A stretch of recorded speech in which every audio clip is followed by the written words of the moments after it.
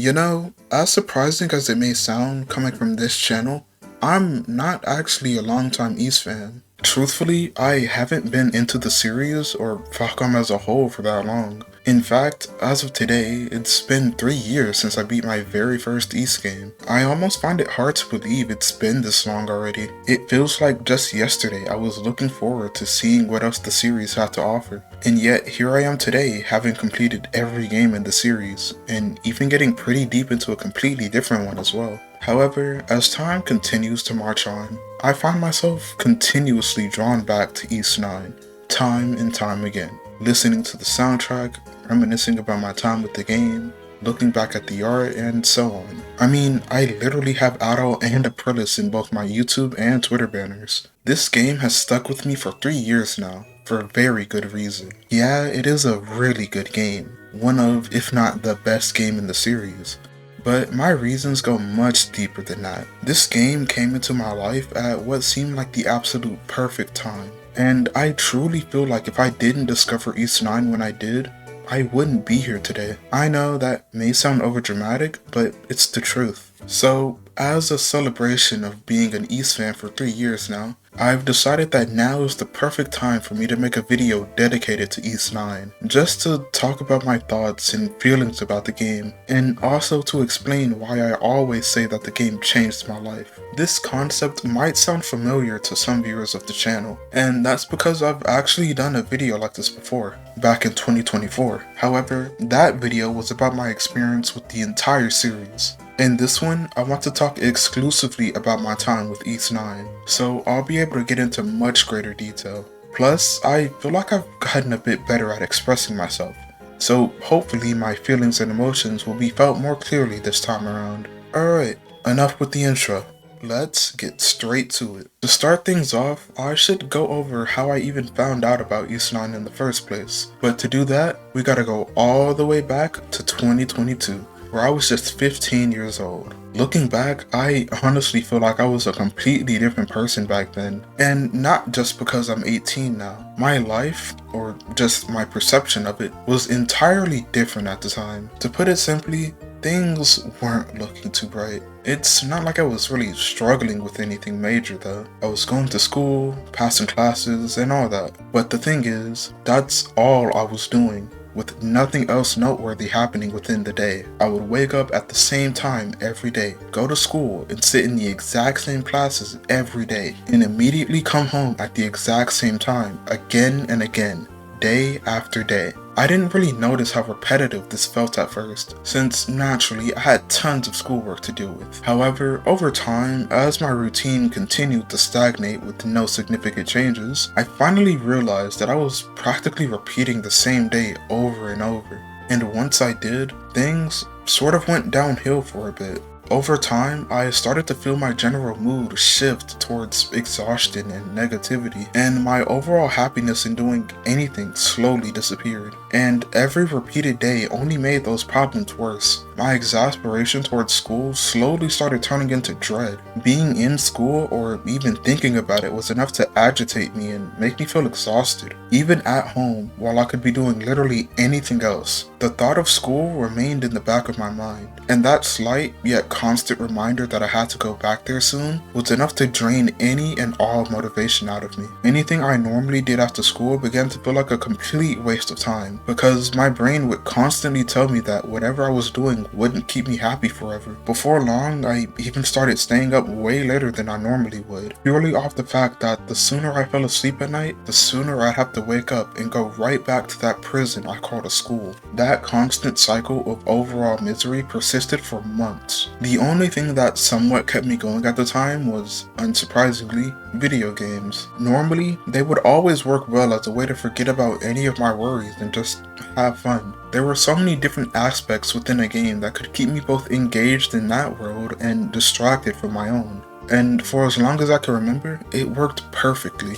It's not like I was out there playing every game I possibly could, but the few I had access to slowly became somewhat of a safe haven for me. However, that miserable portion of my life slowly but surely altered the way I felt about and played games. That slight yet constant feeling of dread I felt about school practically made me fearful of the fact that time kept moving. I was always worried about wasting too much time and feeling like I wasn't doing anything meaningful with every waking moment. That feeling changed my perception of games. I slowly stopped seeing them as a way to relax and find comfort. They started to feel like me throwing away whatever time I had left in the day. That mindset made it difficult to play anything, even while playing the games I knew I cherished and adored. Their effect of keeping me calm or distracting me from the thoughts I didn't want to deal with became less and less. Eventually, I just stopped playing games altogether, and that left me alone with my constantly spiraling thoughts at the end of every school day. It was a genuine struggle to even try and think positive during that time. That went on for months, although it felt like an eternity. However, even at what I feel like now is my lowest point in life, I managed to endure it all. In early May, the school year ended, and summer break finally started. I had a full 3 months of freedom to do whatever I wanted, and for a while, I was actually feeling pretty at ease. At least I was, until suddenly 1 full week had passed within the blink of an eye. I quite literally did nothing for that first week, and that really made me feel subconscious. I quickly realized that if I kept this up without any changes, I'd end up wasting all of my break, and I'd be right back in school before I knew it, as if no time had passed at all. Naturally, I thought about finding some new game to play. With all the time on my hands, I wouldn't have to worry that much about feeling like I was wasting any of it. The only real issue now was actually finding something I wanted to play. I spent a good amount of time online, looking at highly praised games that interested me at least somewhat. In my search, I did find a few games that seemed like they'd be right up my alley. Scarlet Nexus seemed like the closest I'd get to another Astral Chain. Tales of Berseria was something I wanted to try purely because I thought Velvet looked really cool, and Trails in the Sky was something I heard about time and time again. Of course, these are just some of the games I played at the time. There were others I tried out as well, but what's important is that I played them, and eventually dropped them not long after. Even now, I'm not entirely sure what was going on, but I just could not get invested in anything. Maybe I still had that feeling in the back of my mind that time was being wasted, and I just couldn't play anything that didn't immediately hook me. Either way, I ended up dropping game after game in rapid succession. I honestly started to feel a bit discouraged, especially when I started going back to play the games I knew I liked, only to find myself bored and uninterested before long. I knew that there had to be some game I'd try that would keep me interested long enough to hook me, and so I continued searching. I was determined to find at least one game to play and beat that summer. It wasn't that much of a goal, but at the very least, it was something that kept me going. Looking back, I'm not sure how long I spent scouring the internet. I was looking at random top 10 game lists, watching YouTube videos, and scrolling through way too many Steam categories. But eventually, something finally caught my eye. Within this seemingly never-ending dark tunnel, I saw a light. A bright red light.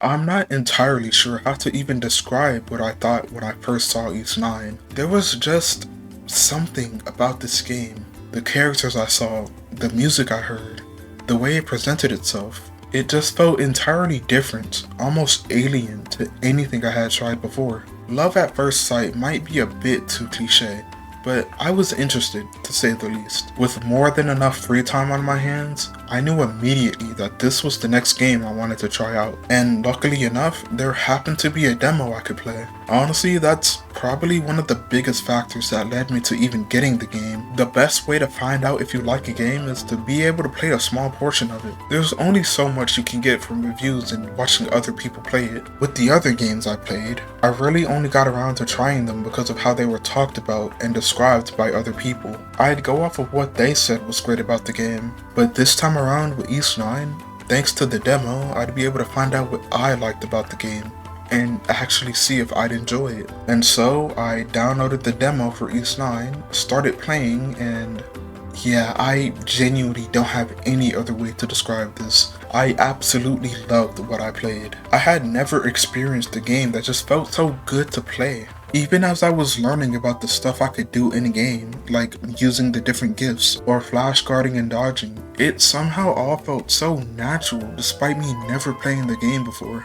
Along with that, the characters really just seemed to resonate with me. Maybe it was just the art style, which admittedly is amazing, that led me to liking the characters so much. I was already picking favorites before I even knew anything about them. After completing the demo, I unsurprisingly bought the full game literal moments later. I knew that this was the one. This was the game I wanted to play for the summer. The demo alone had me dying to play more of the game. I wanted to know all about this world and its characters. That first playthrough was honestly nothing short of magical. I found myself falling in love with everything the game had to offer surprisingly quickly. Balduque itself was something I really loved. I grew fond of the city before I even knew it. Using the Monstrum's gifts to explore Balduque was one of the most enjoyable aspects of the game to me. The traversal in this game just felt so satisfying. Before long, I knew the city like the back of my hand. I didn't even bother using fast travel most of the time, just so I could have fun running from rooftop to rooftop and flying around. The sense of verticality that Ys 9 has is really something special, even if it isn't exactly revolutionary or anything. Climbing up the top of a building and looking around the city just felt amazing, and traveling up Mount Eldor and getting a view of practically all of Balduque still fills me with awe to this day. For not being the most graphically intensive game ever, Ys 9 still looked great to me. There's a good amount of areas that I just couldn't help but admire. Falcom did an amazing job of crafting the atmosphere and overall vibe of the game. It was one of the aspects that made me fall in love with the game so quickly. There's just something about the art in these characters that's just so visually pleasing to look at. Yeah, sure, Ys 8 and 9 may have the exact same artist, but the art doesn't feel the same at all. The use of color in 8's art does wonders for that game's overall vibe. It just feels so vibrant and active. 9's art has a different tone for the most part. A lot of the characters just have a different vibe about them. It's a bit darker, with just that slight hint of edge that makes everything seem way cooler, in a different way from what makes the art in 8 so cool. And that difference in tone is much more noticeable with some of the illustrations outside of the game.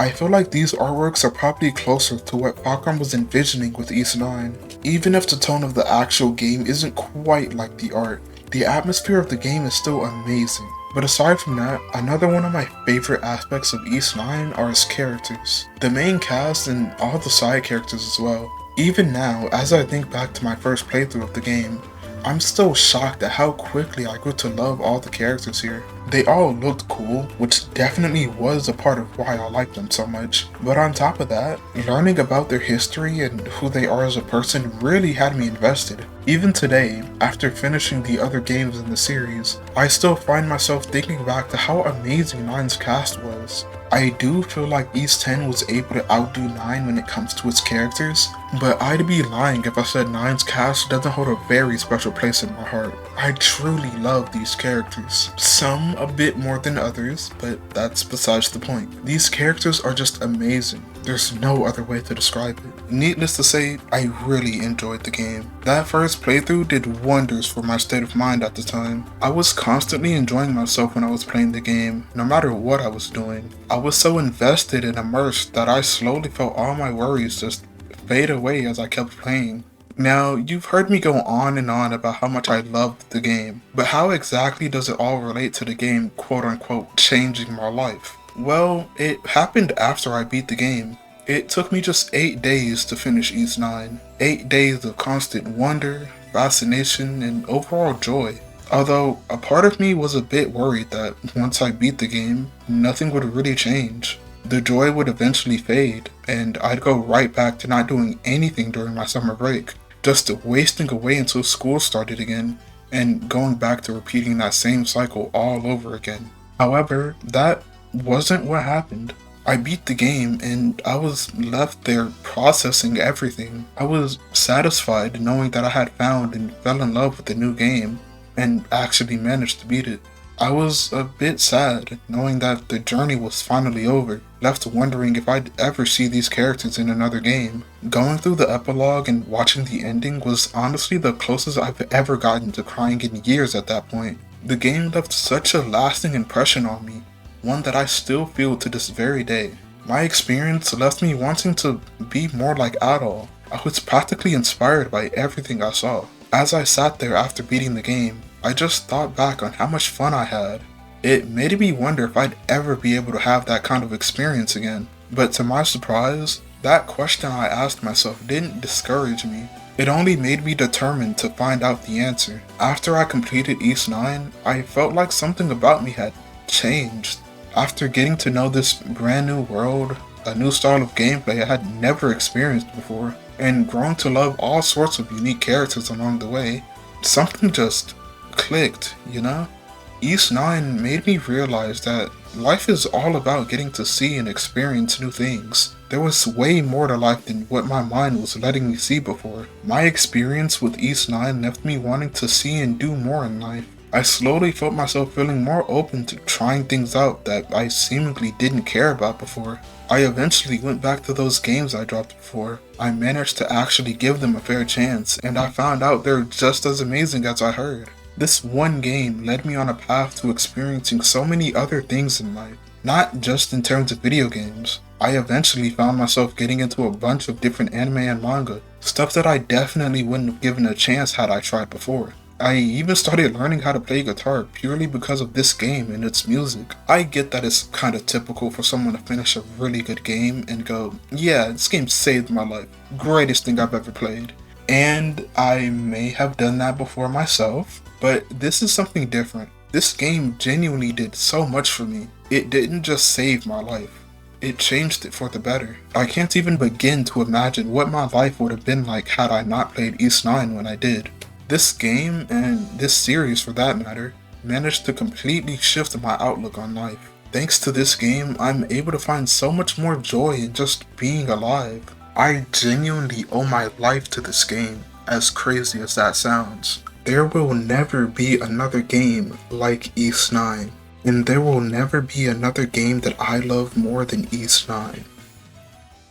And yeah, that's pretty much everything I have to say. I hope my story wasn't too boring or anything. I really just wanted to show my appreciation towards Ys 9, since it's done so much for me. It was a gateway into my favorite series and a bunch of other new experiences as well. It's honestly no exaggeration to say that I'm here today because I played this game. Again, that might seem kinda overdramatic, but it's the truth at the end of the day. Anyways, Oh my god, can you hurry up? You did an entire Ys 9 playthrough like you weren't in the middle of playing a completely different series. Can I at least finish the video before you start bothering me? Just shut up and get back to playing CS2. Okay, I get it. Anyways, I guess that's enough for me. If you enjoyed the video, feel free to leave a like and subscribe. Alright, thanks for watching. I'll see you next time.